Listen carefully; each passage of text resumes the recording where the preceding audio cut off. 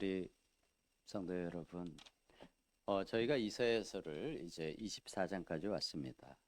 어, 우리가 봤던 내용을 잠깐만 돌아보면은 13장부터 23장까지는 바벨론, 아수르, 또 애굽, 그리고 두로 등 여러 국가들을 향한 하나님의 엄중한 심판 예언이 이어져 왔습니다. 그리고 이제 오늘 본문 24장에 이르러서는 전 지구적이고 또 우주적인 최후 심판으로 그 시야를 심판의 범위를 확장시켜 가고 있습니다. 그래서 많은 신학자들은 이 24장부터 27장까지의 내용을 이사야의 소계시록이라고 부르기도 합니다. 간단히 그냥 내용을 정리해 보면 이렇습니다. 24장에서는 온 땅에 공허하게 되는 전 우주적인 심판, 그리고 마침내 그 시온산에 임하시는 하나님의 찬란한 통치 선포, 이것이고요. 25장에서는 그 심판을 넘어서 시온산에서 모든 민족을 위해서 베푸시는 구원의 잔치, 그리고 또 사망을 멸하시는 하나님을 향한 찬양의 내용입니다. 그리고 26장에서는 구원받은 백성이 부르는 구원의 노래가 이어지고요. 구약에서 가장 선명하게 그리스도께서 육체적인 부활을 하실 것을 계시하고 있습니다. 그리고 27장에서는 악의 근원으로 표현하는 뱀 리워야단, 강한 사단의 우두머리를 뜻하죠. 그를 멸망시키시고 과거에 저주받았던 이스라엘의 포도원을 다시 회복시키시는, 그리고 전 세계에서 당신의 백성을 모으시는 구속사의 완성을 이렇게 예언하고 있습니다. 이렇게 네 장의 내용에서 그 스케일이 정말 계시록과 같은 예언을 맥을 같이 하고 있습니다. 그리고 실제로 이 네 장의 내용을 계시록에서 약 10여 차례 정도 인용을 하기도 합니다. 이 중에 오늘 본문은 하나님을 떠난 인류 전체, 그리고 온 땅이 겪게 될 하나님 안에서의 붕괴를 묘사하고 있습니다. 세상이 의지하던 모든 질서가 무너져 내리는 우주적인 심판의 때에 과연 참된 소망은 어디에 있는지를 함께 또 보고자 합니다. 본문 1절에서는 이렇게 선포를 합니다. 보라, 여호와께서 땅을 공허하게 하시며 황폐하게 하시며 지면을 뒤집어 엎으시고 그 주민을 흩으시리니 라고 말합니다. 여기서 공허하게 한다는 의미는 무엇인가에 채워져 있던 물병을 뒤집어서 그 내용물을 모두 아래로 쏟아붓는, 그래서 그곳이 비게 되는 생생한 모습을 연상하게 하는 그러한 의미의 단어입니다. 하나님께서는 단순한 자연 재해에 의해서 이러한 모습이 된다고 얘기하지 않으십니다. 하나님께서 지으신 질서 정연한 세상이 사람의 범죄로 인해서 창세기 1장 2절에서 표현한 창세 이전의 혼란, 공허, 바로 그 상태로 되돌아가는 창조 질서의 역전을 표현하고 계시는 것입니다. 이러한 우주적인 심판 앞에서는 사람들이 만든 계급과 지위, 이러한 것들은 모두 아무런 소용이 없어집니다. 2절의 말씀처럼 백성과 제사장, 또 종과 상전, 사는 자와 파는 자, 이렇게 사회를 구성하는 모든 계층이 누구나 할 것 없이 동일한 심판 아래 놓이게 됨을 말씀합니다. 우리가 이 땅에서 힘들게 쌓아 올리는 어떤 신분적인 특권, 경제적인 부유함, 하나님의 진노 앞에서는 아무런 보호막이 될 수 없음을 엄중하게 경고하시는 것입니다. 하나님이 창조하신 그 아름다웠던 땅이 이렇게 무서운 저주를 받게 된 그 원인이 무엇일까요? 그것을 영적으로 이야기하십니다. 4절에서 보면은 이렇게 표현을 하시죠. 땅이 슬퍼하고 쇠잔하며 세계가 쇠약해진다라고 말씀합니다. 여기서 쇠약해지는 것은 사람의 영이 쇠약해짐을 이야기하는 것입니다. 신약 성경 그 로마서 8장의 말씀에도 이러한 말씀이 있습니다. 피조물이 허무한데 굴복하며 함께 탄식하고 고통받는, 그렇게 고통받는 구속사적인 비극, 바로 이 로마서 8장에서의 표현을 구약 성경에서는 이사야에서 이렇게 표현을 하고 있는 것입니다. 그리고 이 비극의 원인을 5절에서 더욱 선명하게 이야기해 주십니다. 5절 말씀입니다. 땅이 또한 그 주민 아래서 더럽게 되었으니 이는 그들이 율법을 범하며 율례를 어기며 영원한 언약을 깨뜨렸습니다. 여기서 말씀하는 영원한 언약은 단순히 이스라엘 백성에게만 주어진 시내산 언약을 넘어섭니다. 노아의 홍수 이래 노아의 홍수 이후에 주셨던 온 인류와 피조 세계 전체와 맺으셨던 언약, 생명 보존의 언약이었죠. 그 창조주 하나님께서 세우신 보편적인 도덕법을 포함하고 있는 것입니다.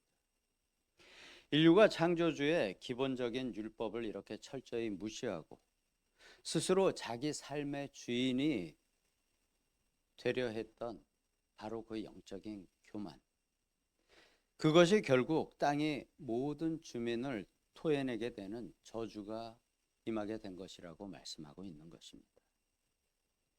내가 나의 주인이 되면 안 됩니다.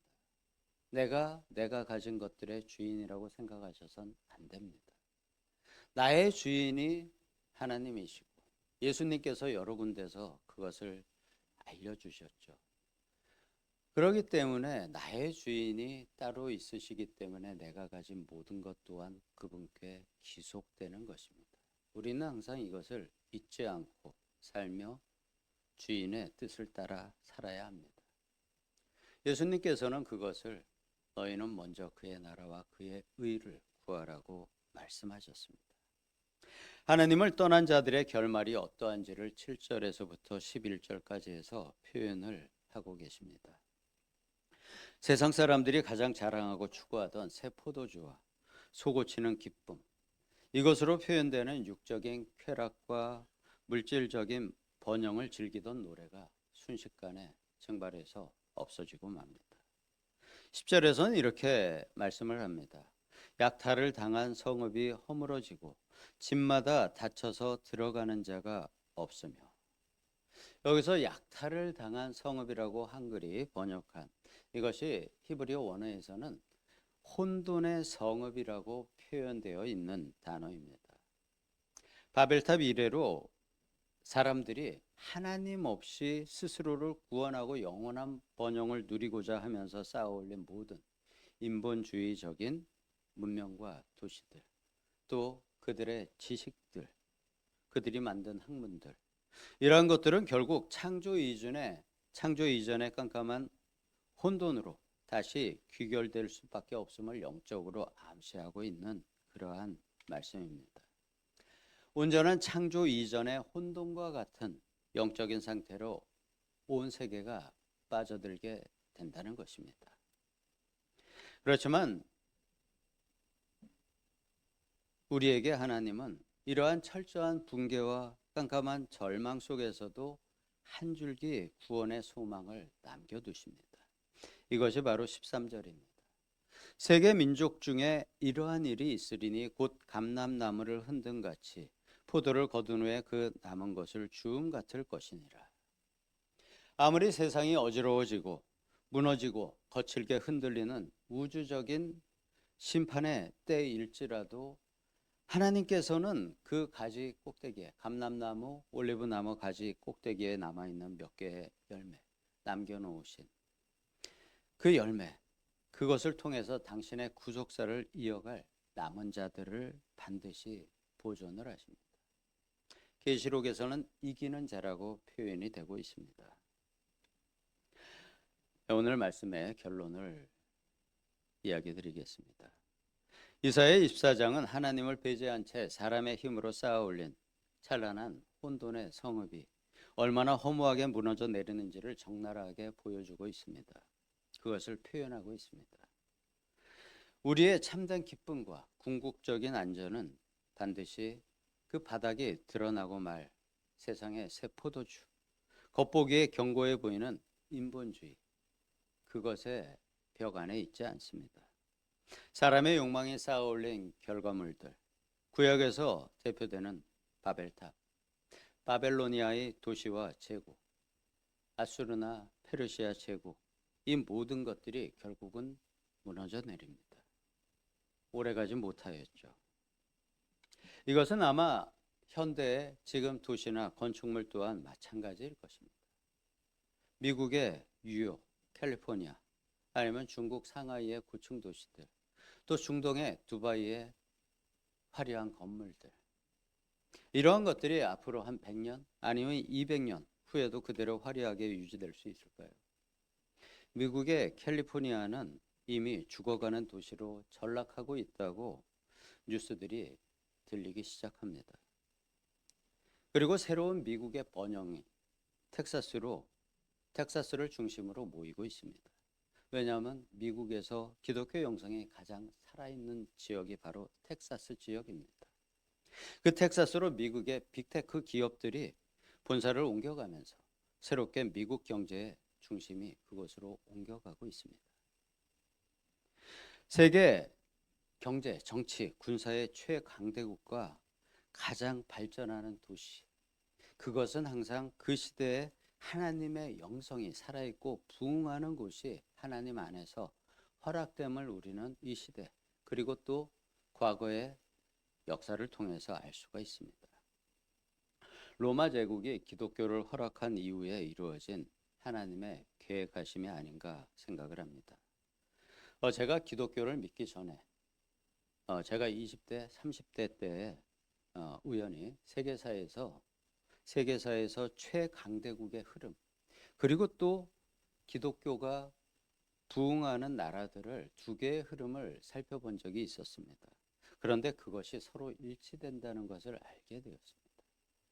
그래서 세계의 모든 최강대국의 부흥은 기독교와 함께 간다는 것을 알게 되었습니다.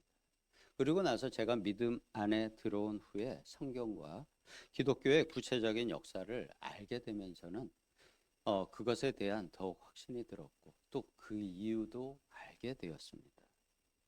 그 시대에 기독교가 가장 부흥한 나라들이 하나님께서 그 시대의 최강대국으로 세우심을 알았습니다.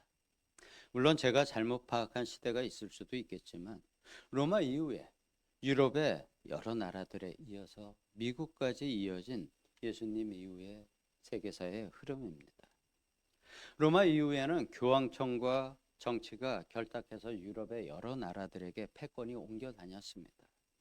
그리고 종교 개혁 이후에는 네덜란드 그리고 영국을 거쳐서 미국으로 패권이 옮겨갔습니다. 이렇게 옮겨 다닌 이유는 그 한 나라에서 영성이 부흥하고 정치 경제적인 패권까지 쥐고 나면은 이후에 신앙이 타락을 합니다. 그리고 영적인 쇠락이 경제 정체적인 쇠락으로 이어지게 됩니다. 그리고 다시 신앙이 부흥하는 나라로 패권이 이동해가는 그러한 역사를 반복해 왔습니다. 이는 오직 영원한 언약의 온전한 성취자이신 예수님, 바로 그 십자가의 은혜 안에 머무는 나라와 민족이 세계의 중심이 됨을 알 수 있는 것입니다. 오늘 말씀의 표현으로 남은 자들이 이 우주적인 세계의 혼돈 속에서도 결코 흔들리지 않는 영원한 하나님 나라를 상속받게 됨을 증명하고 있는 것입니다. 우리 각자의 신앙 역사에 있어서도 불신앙과 교만으로 무너져가는 저 혼돈의 성읍을 향한 미련을 떨쳐버리시고 언약의 주인이신 예수 그리스도만을 굳게 붙드는 참된 남은 자로 승리하시기를 예수님의 이름으로 축복합니다. 아멘. 아버지 하나님, 우리에게 주어진 두 갈래의 길이 있습니다. 세상을 따라가는 길과 성공을 따라가는 길. 또 하나는 그리스도 예수님을 따라서 나의 십자가를 지고 주님의 뒤를 따르는 길을 주님께서 이야기하셨습니다. 주님께서 표현하신 넓은 길과 좁은 길, 이 둘의 길의 갈래에서 우리는 평생 죽을 때까지 선택을 하며 살아가고 있습니다. 우리 인생에 그 세상이 주는 넓은 길을 선택하지 않고 주님을 따르는 좁은 길을 기쁨으로 걸어가는, 그래서 그 좁은 길이 점차 넓어짐을 느끼고 또 그곳에 진정한 자유가 있음을, 진리가 있음을 알아가는 우리 모든 성도님들 또한 제가 되기를 예수님의 이름으로 기도드리옵나이다. 아멘.